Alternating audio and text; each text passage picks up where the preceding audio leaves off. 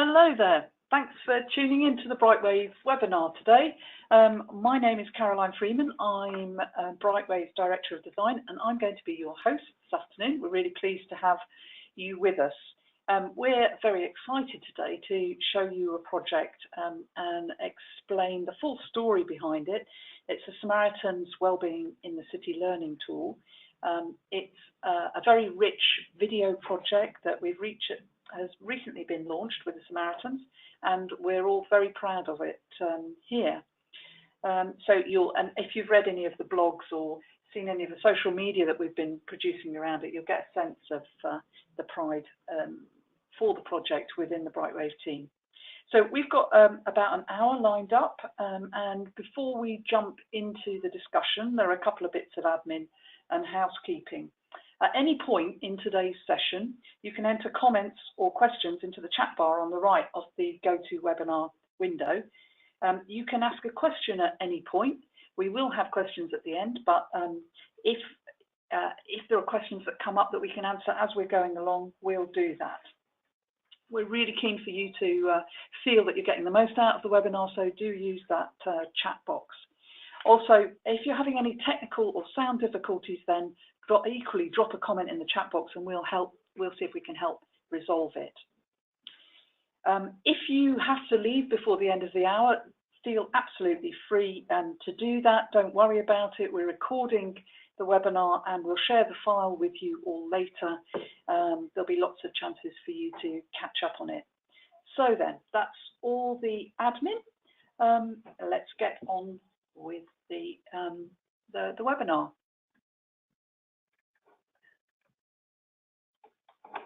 Oh, it's gone to sleep. Just hold on a second. Thank you. Okay, so this is who you've got in the virtual room with you today. As myself, we've got our treasured guest. That's Lucia Capobianco from the Samaritans. Oh, yeah. And also Kat Wally, who's one of our Brightwave learning consultants. Hi there. So this is the agenda. We'll start with an interview. I'm going to have a chat with Lucia about the tool, the campaign and the tool, and we're going to hear about the background to it, what its aims were, and why it's such an important topic for today. Then we're going to hear from our learning consultant, Kat, who was the designer on the project, and she's going to take us through the learning tool from her perspective as a designer and what made it special. And then right at the end, we've got something special for you, which is the trailer for Wellbeing in the City. It's quite short but powerful, and it will give you a real sense of what we've been talking about and show you why it's had the kind of impact it has even so far. So first of all, Lucia, thanks very much for coming to speak with us today. Do you want to say a little bit about your background and your involvement in the Samaritans? Sure. Thanks, Caroline. So my background is I wear two hats for Samaritans. I'm a staff member. I've been a staff member for almost 12 years now. And I also am a volunteer at my local branch, so that's my second hat. I've not always been in L&D and Samaritans. I've moved around somewhat.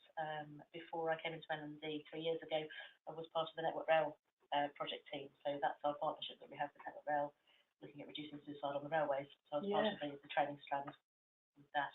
And that's that was quite a big campaign, very successful one too, wasn't it? Indeed. In fact, I think it's in year 8 this year. Wow. It will be in December. Yeah. So I was with it for its launch in the first 5 years, and then I've moved on subsequently. Yes, but it's still doing really well, I'm pleased to say. And that had a lot of video in it as well, that project. It did. So actually, the idea for the learning tool actually came from the Network Rail project, because there is a learning tool that we developed specifically for the railway, alongside some of the face-to-face courses that we do. So, yeah. Great, thank you very much. So, obviously, as I said right at the beginning, we will have a chance to ask questions at the end, but if you do have questions as you go along, and particularly to Lucia, just drop them in that chat window. So this is the on screen now. This is the web page where people can sign up to access the module. We'll give you all the links at the end, but let's talk about the background to the project, Lucia. So you started to say it came out of your experience with Network Rail a little bit. So tell me a little bit more about the starting point for wellbeing in the city.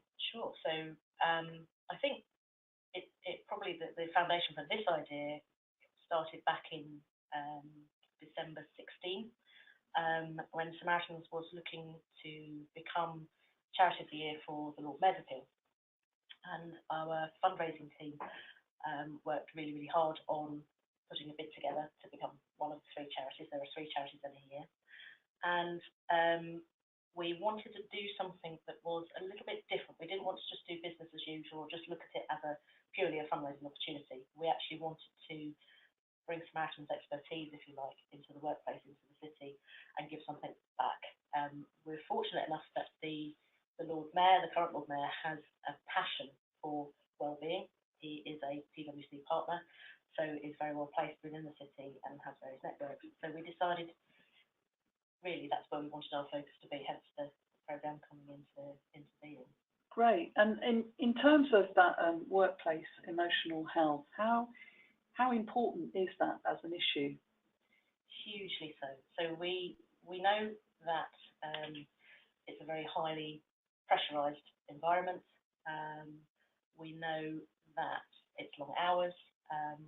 Quite often it's there's a culture where it's seen as weak, perhaps, to not be able to talk about feelings or express actually what's going on.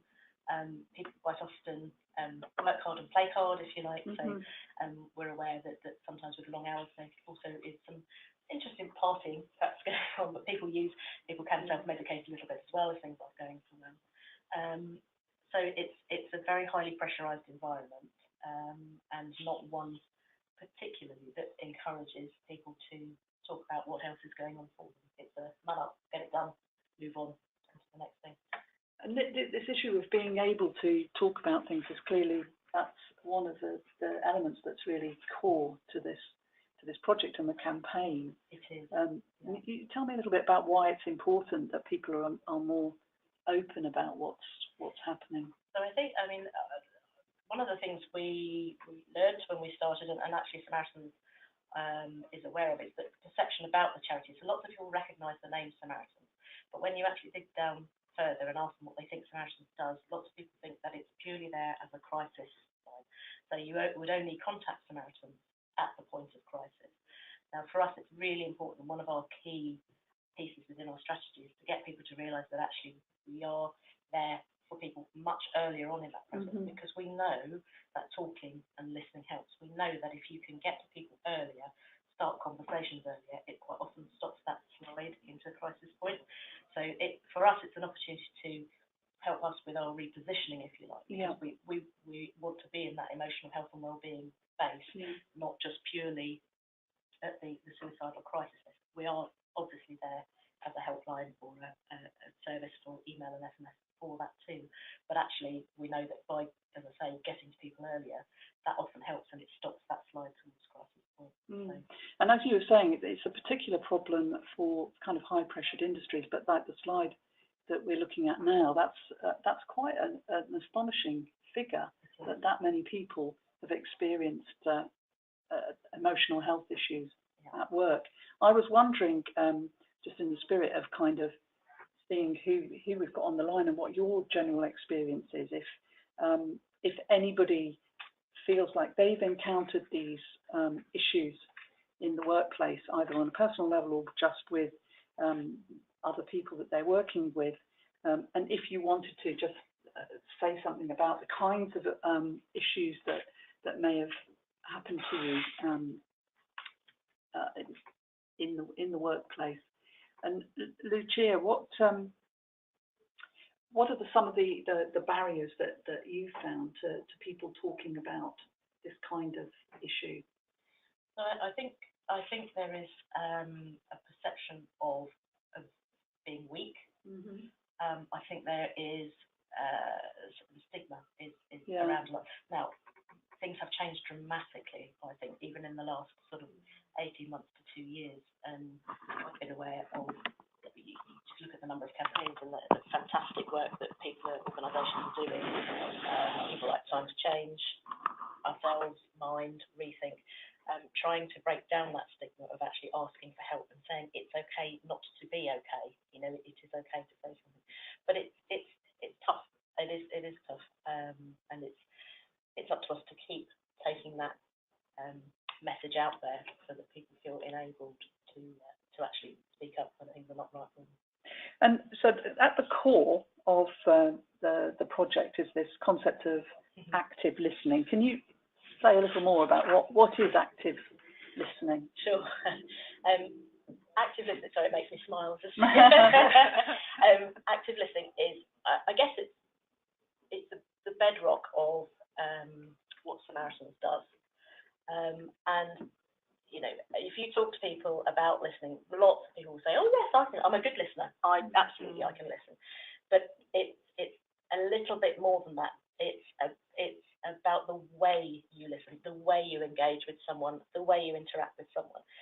It's about not finding solutions, particularly in a conversation, or reacting to what's being said, having that empathy, reflecting things back. It's giving people space and time to actually really say what they feel, and it's about so it's, as I say, it's not finding solutions, it's not trying to solve problems necessarily.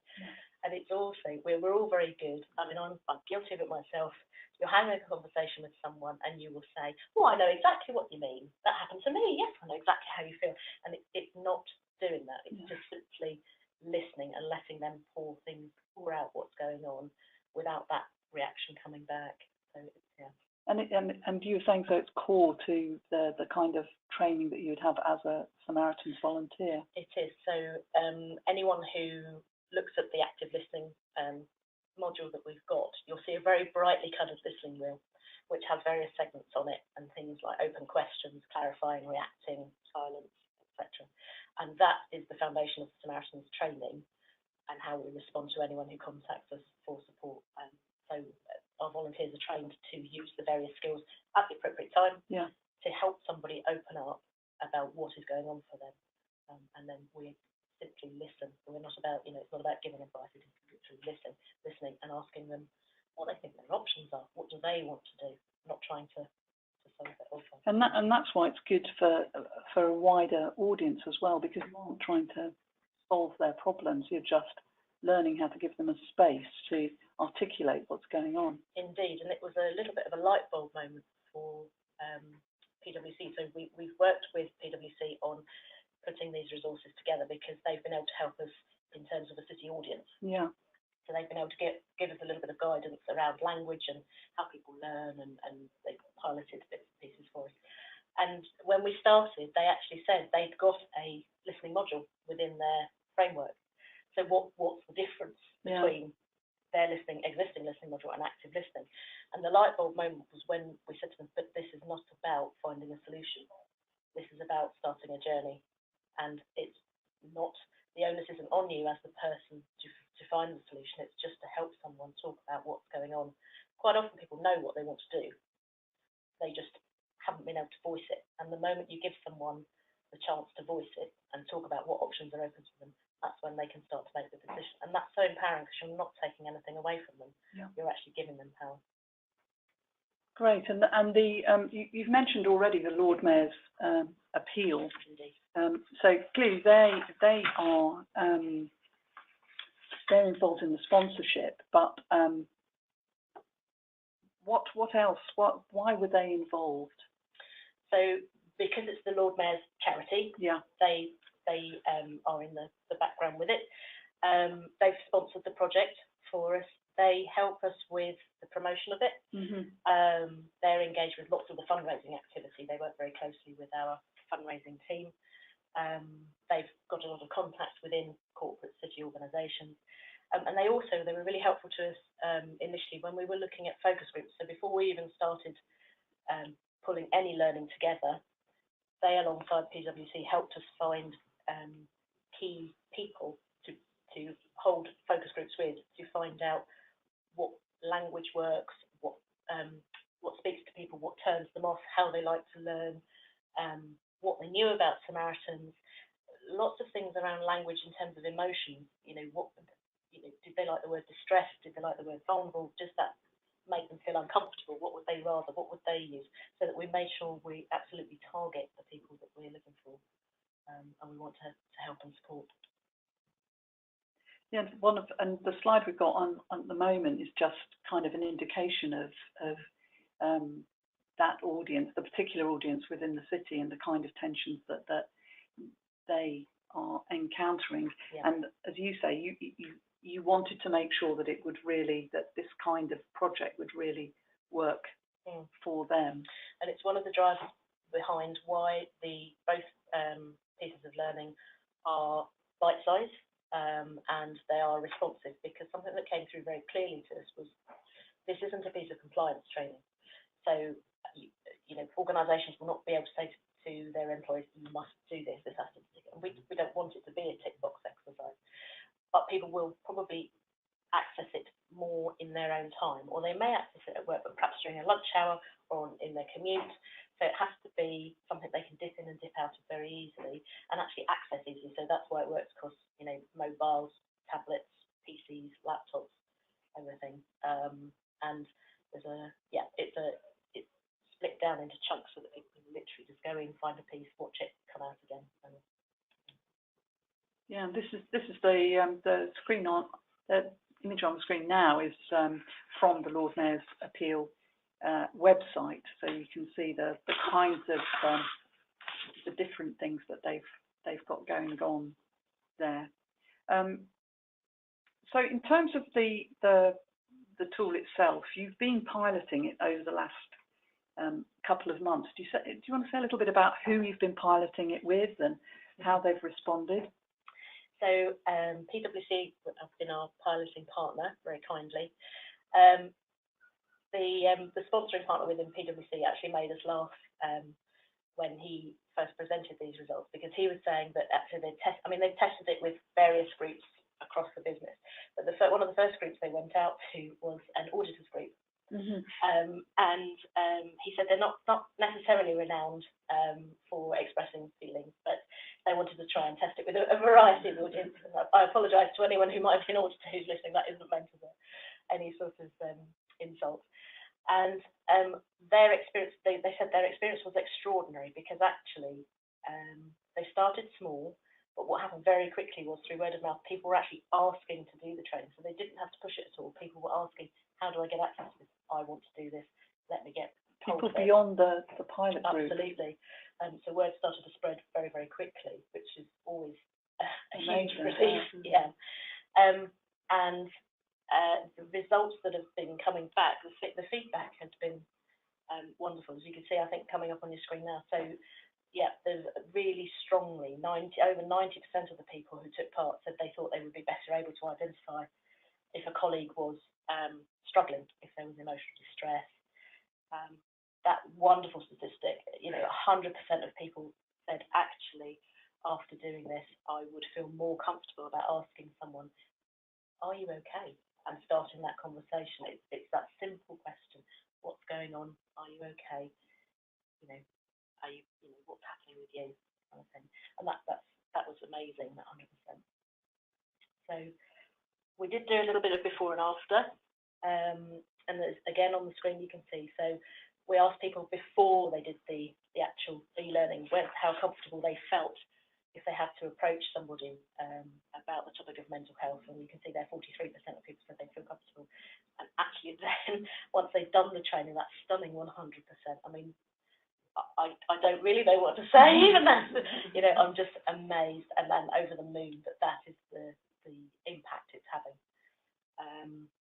And then, so 62% of people said they weren't even comfortable about talking about their own mental health, which I think is not uncommon. But then to see that climb by just over 30%, and so people having done this training then say, actually, I would be more comfortable to start a conversation or talk about my own mental health and wellbeing is brilliant and can only be good. More power to the elbow.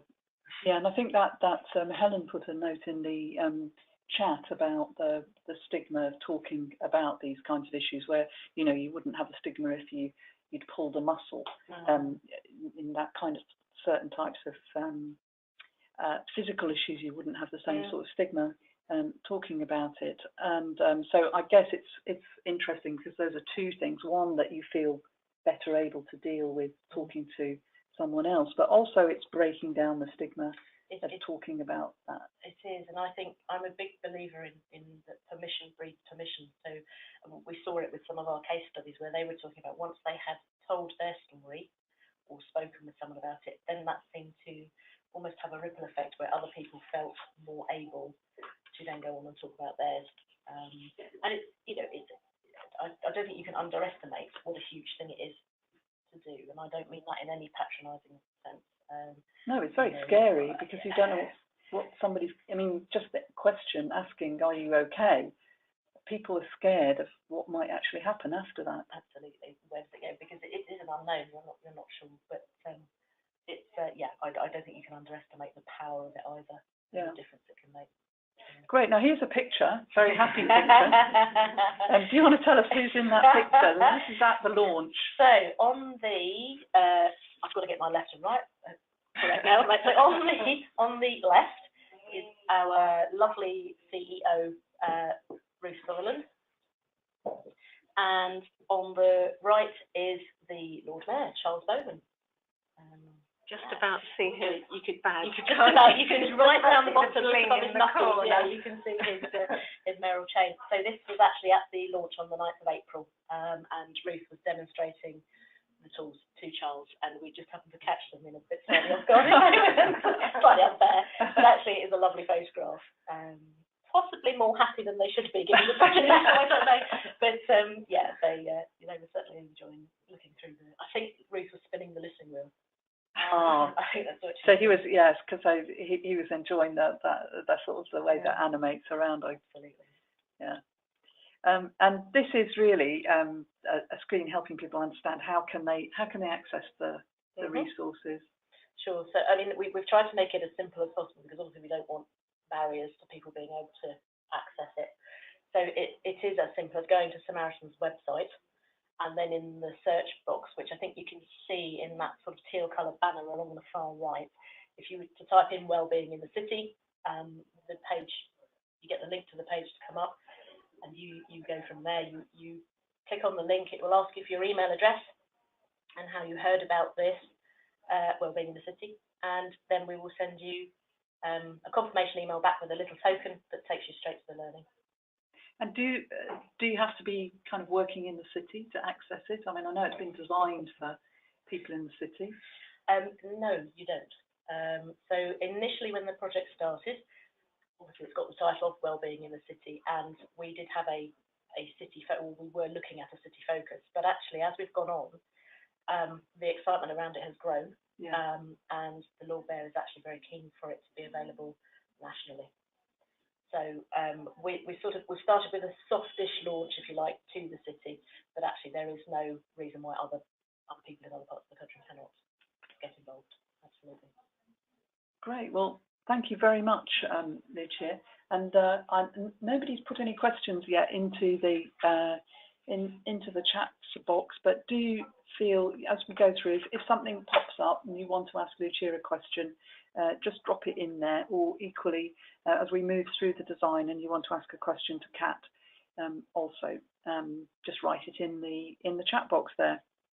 So I'm going to hand over now to Kat Rolly, who was the learning designer on the project, and she's going to talk about the concept and the development process. Great, thank you, Caroline.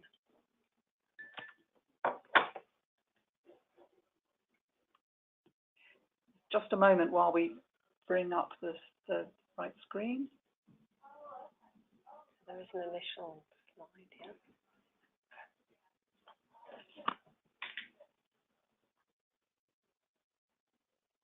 Oh, so we've got a comment here while we're just waiting for that slide to load. It's that Aisha's said it would be good to expand this out for people who are family or friends of people in the city as well. Completely, and actually what we would say, Aisha, is that these are life skills that we're giving people. So yes, it's got the title Wellbeing in the City, but people can the idea is that people can access them. They're free to access, as it were. And absolutely, we view them very much as life skills, not just limited to the workplace. So yeah, absolutely agree with you. Great, thank you very much. So over to you, Kat, because the screen's up and running. This is the start of the learning, yeah. Isn't it? So you can see that it starts with some looping video, which has images from the drama. That is a key element of the learning. But before we kind of go into the details, I think just wanted to say that, I mean, clearly we had a whole team on this. I'm talking about it, but we had a fantastic, passionate, kind of committed team who were all involved in it, of which obviously Lucia and the Samaritans were a key part. And one of the things that we all did at the very beginning was really get onto the same page and to create quite a strong shared vision about what we wanted the learning to be, and also what we didn't want it to be. Absolutely, yeah. Absolutely. I think it's easy to underestimate just how much work went into it, really, isn't it? I think it's a huge amount. Yeah. I mean, I think there's a sort of sense for this learning that kind of less is more in lots of ways. So it looks quite simple, but actually, as Lucia said, there was a lot of thought, a lot of planning that went into it, and I'll talk a bit about different aspects of that as we look through it in terms of the kind of structure, the content, and also the kind of design, the visual design through it.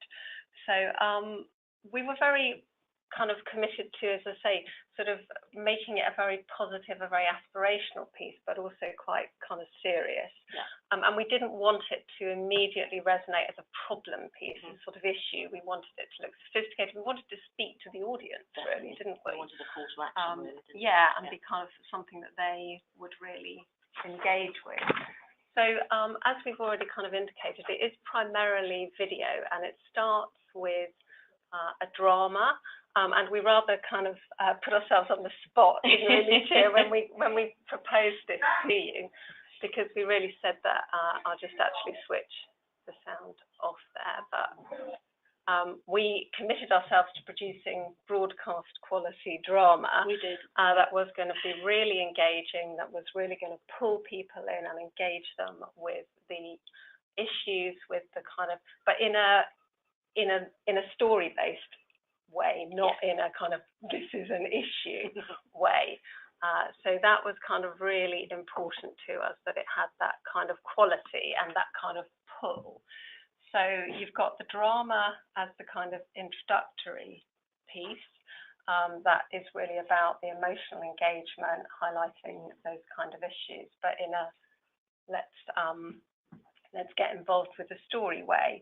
And then the other pieces that support that drama are video as well, but video interviews, both with people who have actually suffered from emotional health or well-being challenges themselves, and the people who've helped them.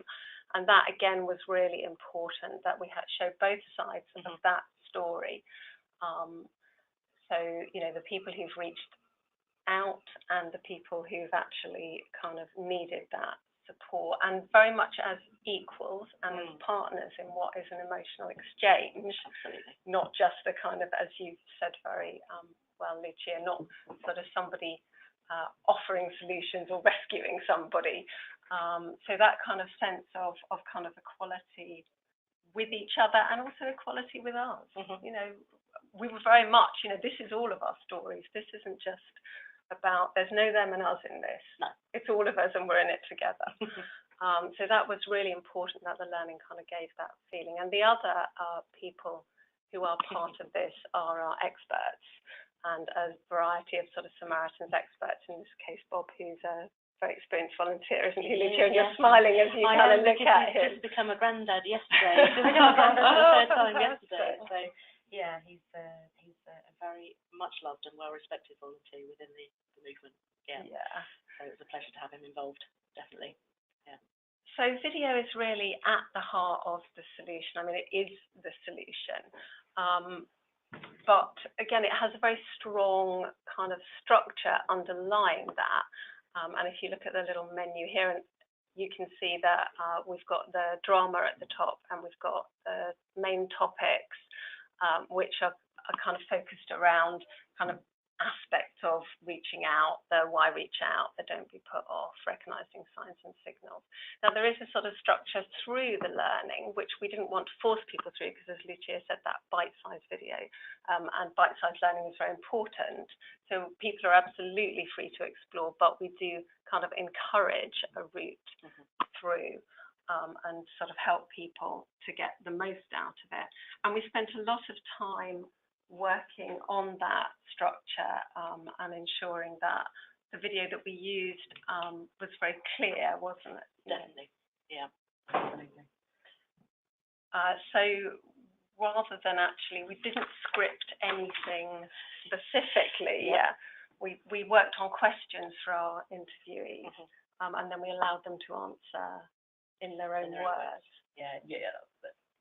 Absolutely, you raised a really important point there. So one of the things with the focus groups that we did, one of the things that came through very, very clearly was that people wanted to see real life stories. They wanted to hear real people talking about what had happened to them. They did not want a sense of actors or things being scripted. And what you see within this tool is people's own words and their stories. There was no scripting, bar, as Kat says, the questions that we worked out in advance that we needed to ask people, but they absolutely are their own words, because actually it loses its authenticity the moment you start trying to script things, and I think it makes it more powerful when you have someone talking about what they've gone through or what they have done in their own words. That was really important to us all.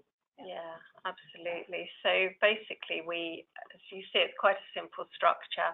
There's a little bit of an introduction to each piece. We then go into piece of video. We varied it. It was very much, although there was a very strong structure, we also absolutely responded to what we felt was going to be the best format for each screen. Yeah. So it's all video, but we have interactive video screens. We have screens where we have two interviews side by side.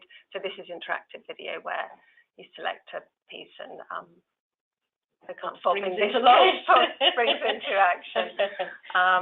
Or in some cases, we thought actually will work really well if we just edit these together and you watch it as a seamless piece. In others, we put them side by side. So it's kind of, again, that sort of less is more. It was subtle, it was simple, but actually it was also quite carefully thought through and sort of flexed to suit the content that we got.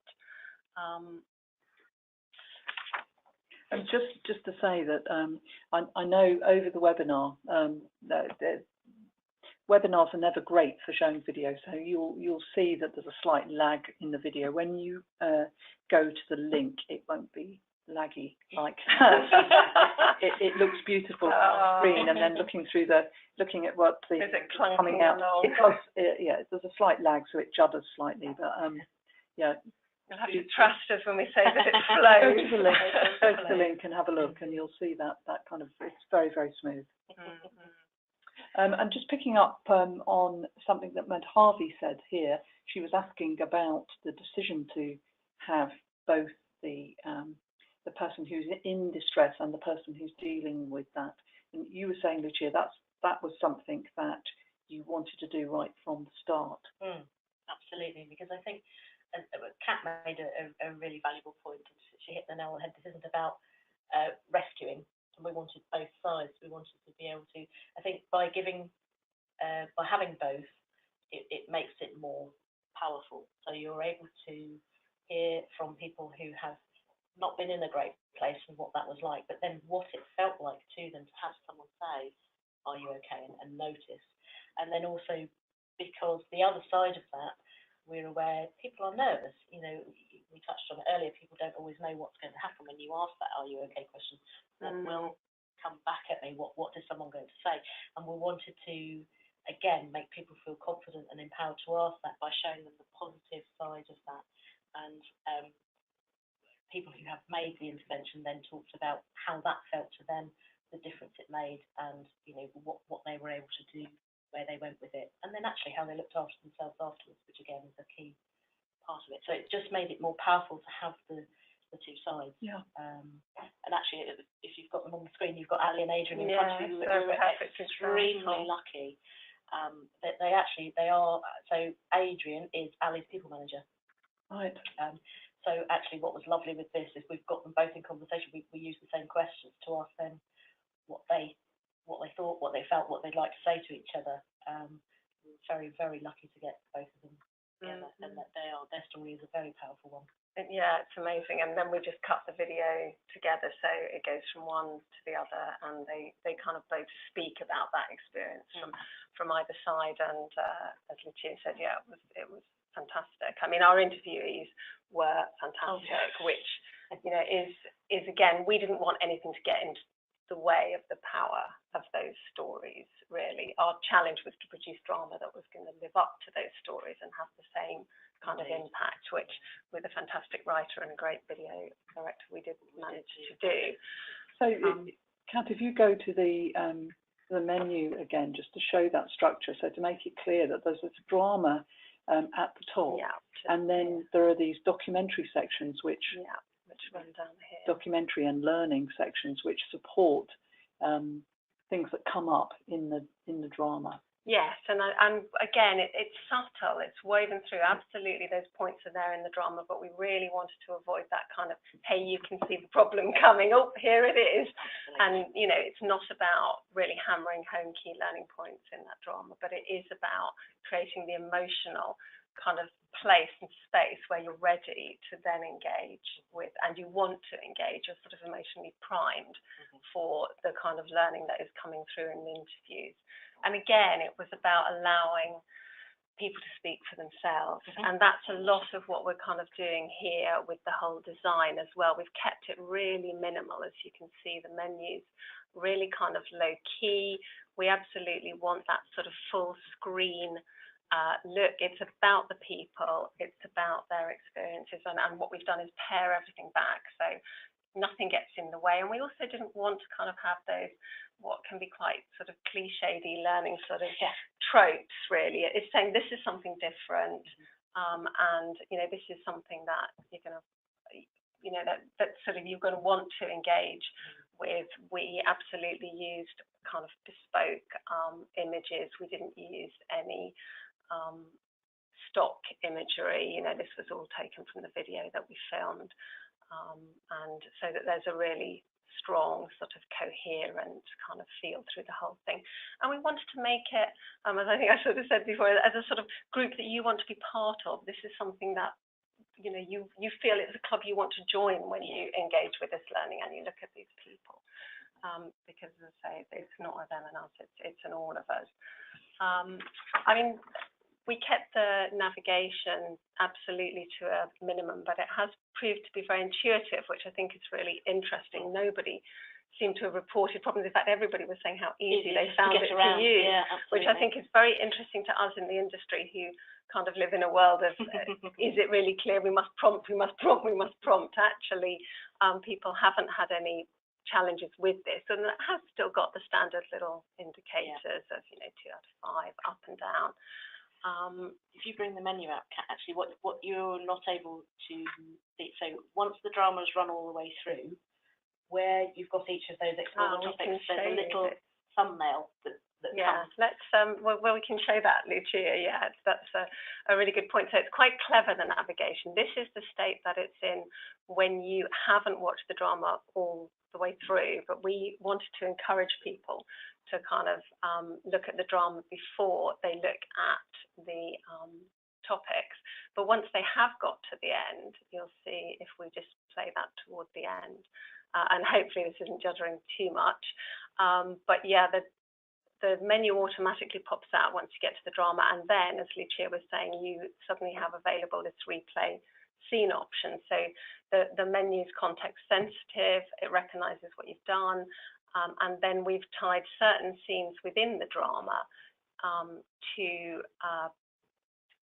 the learning topics. And if you want to go back and see bits, so like for this first one, you then can go back in and look at this moment, which actually is right at the end of the drama, isn't it? And you go back in, you see the very end of the drama, and you'll see that when it gets to the end of this clip, then you get the option either to carry on watching the video. It pauses and gives you the option to either carry on watching or to go back to the menu, so the menu sort of pops out again. So we really worked on keeping everything to a minimum, but really trying to support the learner effectively through that experience. Absolutely, yeah. And I think it's fair to say we had to be quite tough in our editing of particularly the material in terms of the case study. Yeah, well, that was a lesson more experience, wasn't it? Because we had what I can only really describe as an embarrassment of riches. So it was finding people who were prepared to talk about their experiences wasn't, I'm not going to say it was challenging, but it wasn't easy. And again, I think that speaks to people being worried about stigma, about being labelled. But once we had people who had come forward, then actually when they wanted to tell their story, they really, really wanted to talk about it. And again, it comes back to this permission-based permission. I think they could wholeheartedly see that they were involved in something that's really going to benefit hugely other people in society. So yes, we had to be a little bit brutal. We had to make some tough decisions, didn't we? But I think again that because we did want all the story to be told through the video, actually we needed to give it a very strong, clear structure. Yeah. So again, that less is more, but if you haven't got very much, then what you have needs to work and it needs to be right. And you also probably noticed as we were going through the learning that text on screen was really minimal, but again, it was very important, thought very hard about that to ensure that there was a strong flow, a clear narrative, and that everyone knew where they were. So, do we want to take a look at the trailer? The trailer, yeah. Let's have a look, because it is fantastic. Although again, I hope we're not going to lose too much of the impact, because we're having to play it over the GoToMeeting rather than the. So this is just a kind of summary of what you were. Yeah, this is what I was talking about at the beginning, isn't it, really, in terms of what we were achieving with the learning. So let's just have a look at the trailer now. We need to put the sound up. Yeah, do you want to?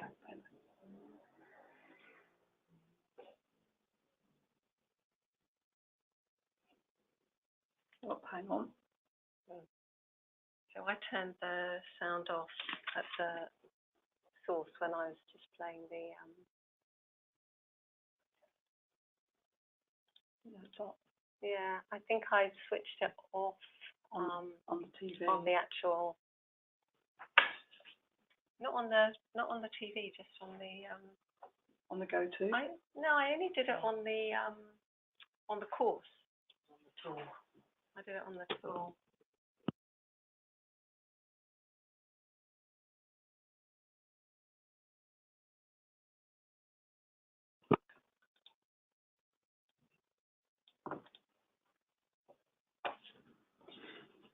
So while we're trying to get the sound up, we'll just try and get the sound up on that on the trailer. There we go. You. After I had a conversation with my manager, Adrian, it was a mixture of emotions. There was a significant amount of relief that someone else knew what was happening to me. There was a fair amount of fear because I think it meant that I was having to face something that I'd been ignoring to the best of my abilities was happening. But overwhelmingly, I think it was relief that perhaps there was an end to this, or that there was a way out, that there was a way to make it stop.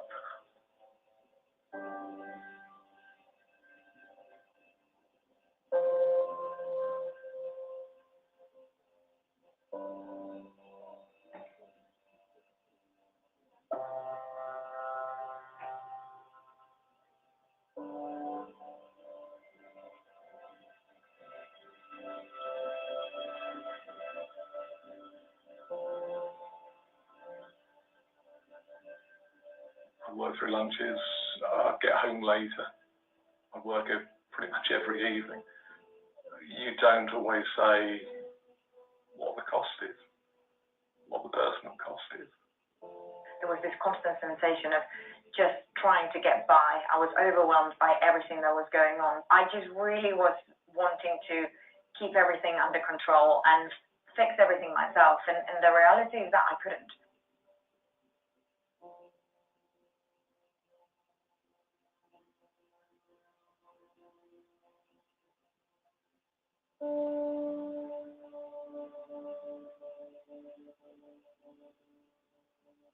I think if I look back on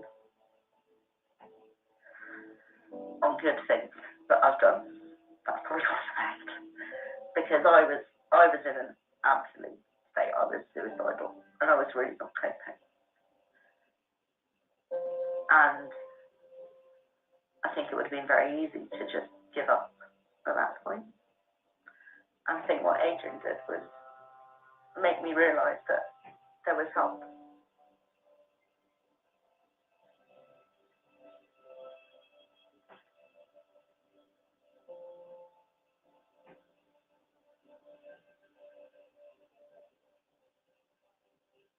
I don't know if he realises how important it was to me and what a difference it made.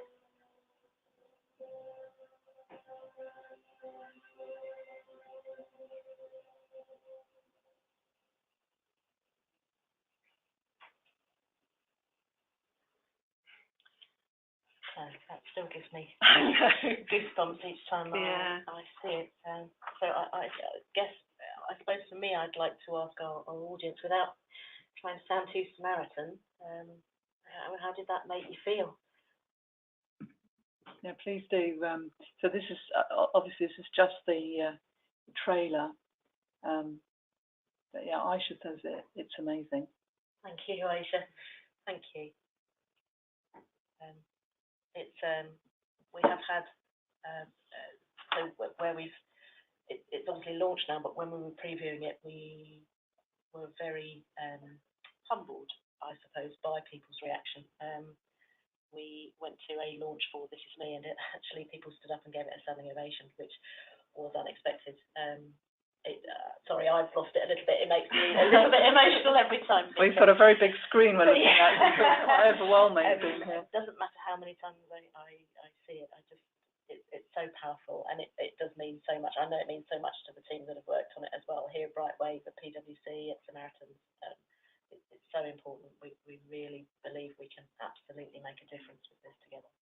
Yeah, I think like our experience here is that every month we have a session when we share work that we've been working on, and the team stand at the front of the office, and we have a large screen, and they play the work. And for this one, we turned all the lights off, and we just played it through the whole drama, and which is it's about 8 minutes. 8 minutes long, and you could have heard a pin drop at the end of the drama, and then people just spontaneously applauded. And I think it is because it's a subject that touches so many people, really, and you can really identify with it. And then on the documentary side, the people just being very generous in telling their stories, and being so honest, and and I think it's that comes over, really. I think so, and I think it could be you, it could be me, but for a different set of circumstances on a different day. It just depends what's going on for you in your life and what you have around you in terms of support. Most of us are lucky that we have family, friends, and colleagues around us, but sometimes that's not always the case, and sometimes we're not very good at saying what's going on. And I think it is, as I say, you look at it and you think, well, actually, that could be me. Definitely. I mean, it's interesting, isn't it? We agonised about the timing and how long to make it and what would work for people. And actually, in the end, kept on saying, if it's good, if it's engaging, people will stay with it. And that's absolutely proved to be the case. Absolutely, yeah. Okay, so a couple of people in the chat have said that Helen has said it's extremely thought-provoking, so vital, amazing work, and Aisha said tears in eyes. I think, yeah, I mean, you know, we've all been over this many times, and it gets you every time. That, yeah, crucially, the work in financial services, I feel I could absolutely put this in front of people. And I think that comes, you know, that's what we wanted to do in terms of the design, was really make it something that people would feel they could show to their team, and that, you know, as Kat said, it's not just about this is a problem, but this is something. This is our problem. It's our problem. It's our society's problem, basically, isn't it? We've created cultures that drive people in this way, and people drive themselves in this way, and we all have to, you know, we all have an obligation to and start talking about that. Yeah.